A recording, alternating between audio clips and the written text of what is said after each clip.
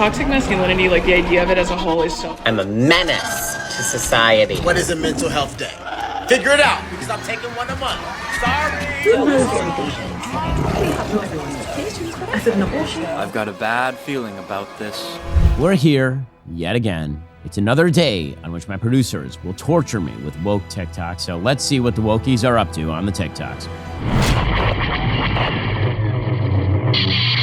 I'm not a very demanding parent. We have rules and expectations, but I try to be understanding. My oldest daughter loves video games. She knows if she wants to play, her room has to be clean. Some days she'll want to play, but she doesn't want to clean. I'm not going to argue with her, force her to do it, but she knows the expectation. My kids have responsibilities, but they also have freedom. If my daughter's on her game and I tell her it's bedtime, and she says that she just needs to finish something up quick, I'm going to let her finish. I'm gonna let you finish. I trust her to finish up and go to bed. I never understood the thought process between I said it, so you need to do it right now. I can't think of anything I'd urgently need an 8-year-old for. And I do think this helps to teach kids independence and responsibility. I don't think my kids need to be blindly obedient. Day is never finished. Master got me working. Someday Master set me free. So before I demand something of my kids, do I really need this from them, or is it a power move? I want to work with my kids, not be their ruler.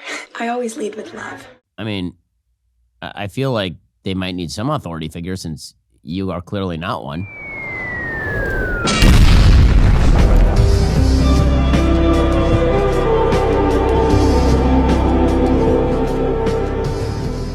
What is happening?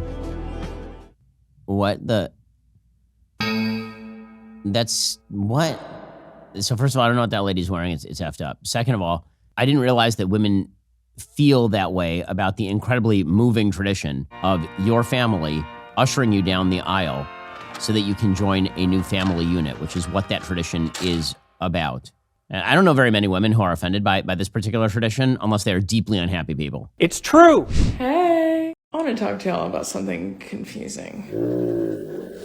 I'm talking about those nails. Those are confusing. Jerry Seinfeld talking about how he misses real men. I miss a dominant masculinity. He literally is going on a rant saying, like, where are all the real men at? You know, and that Winnie the Pooh had voice. And I guess I'm just like a little confused because this is the same guy who voiced a bee that woman, right?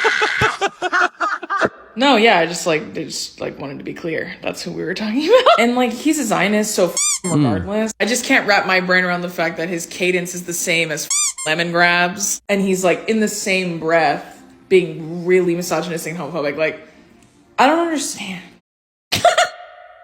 It's the crazy laugh that really makes it. I know that laugh. Ugh. You know what? There's something that people have been calling in the online world the omni cause. The omni cause is the idea of Queers for Palestine, that if you believe all the left-wing things, you also have to hate Zionists, which is code for Jews. And this person is an excellent example of that. You have to hate all the things at once, otherwise you're not part of the omni cause. I'm a Gen Z in corporate. Of course, I'm not going to that meeting that's during my lunchtime. Sorry. Take it off the schedule. I'm a Gen Z in corporate. Of course, the screen is hitting the keyboard at 5 o'clock on the dot. Maybe even 4:30. Sorry. I'm a Gen Z in corporate. What do you mean, what is a mental health day? Figure it out, because I'm taking one a month. Sorry. Is this person a parody, or is that person real? I am for real. Unfortunately, the fact that I even have to ask whether it's a parody or real says pretty much everything. In fact, what they're actually doing is they're artificially increasing the price of labor and decreasing their own productivity to the extent that it's actually making AI significantly more attractive for employers to adopt. Because you'd rather have a computer that doesn't mouth off to you and expect pay, and you'll expend additional resources up front in order to make that happen, rather than dealing with these people. What do you mean, you people?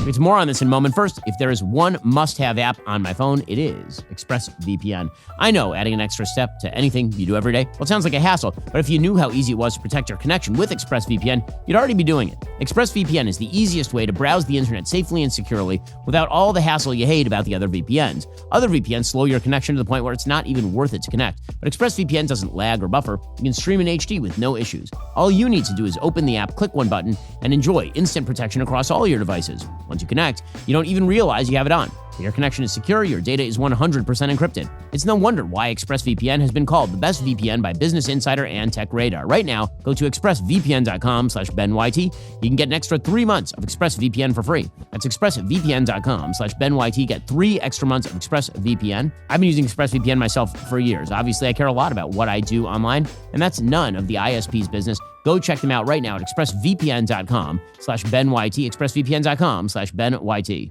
Anytime it's time to teach about the LGBTQ plus community in school, there is pushback from the students. And Right, because why are you religion, teaching about that in school? They cite culture.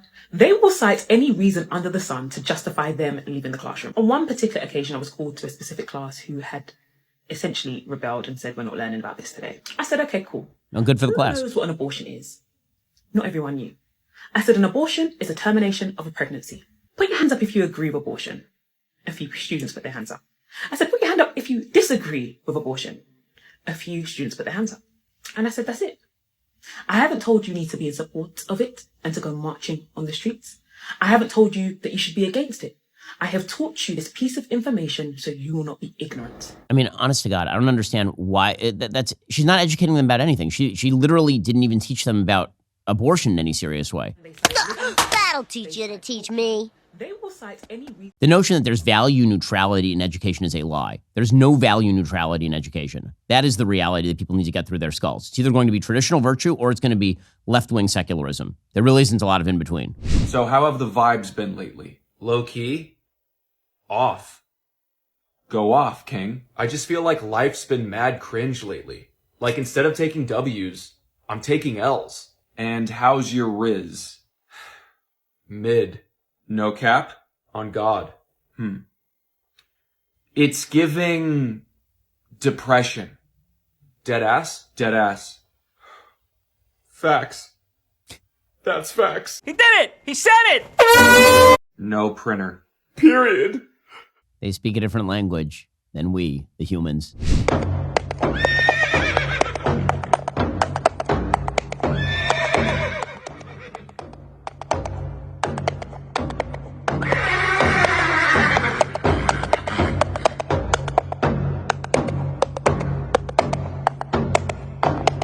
Least intimidating war chariot of all time happening right there. Imagine this riding at you across the plains of Greece. What are you then, I ask you? What? Mentally ill. Back, Jim, back. 2 years ago at school, I drew something on the ground with chalk thinking it was washable. But in reality, it was permanent. Great. I drew my fursona on the ground. Your fursona, because persona, but fursona. Wow. Wow. I thought they smelled bad on the outside. That person is going to be a success in life, I think. And if that person walks into an interview for a job, you don't immediately give the fursona a job. That means that you are a bigot. Madam, sir, or G. Don't call me cute. I'm not cute. I'm a menace to society. Oh. You should never be within 30 yards of a kid. I'm a menace. Y'all, everybody keeps asking who that is in my pictures and stuff. Oh man, this one is so sad. Like, I'll post this picture sometimes. Y'all, this is me in 2021. So, 3 years ago. That was me. Don't do that again. Wokeness destroys lives. Wow, that's terrible. Oh yeah. Don't give me the split snake tongue. That's, oh my God. These people went and got surgeries.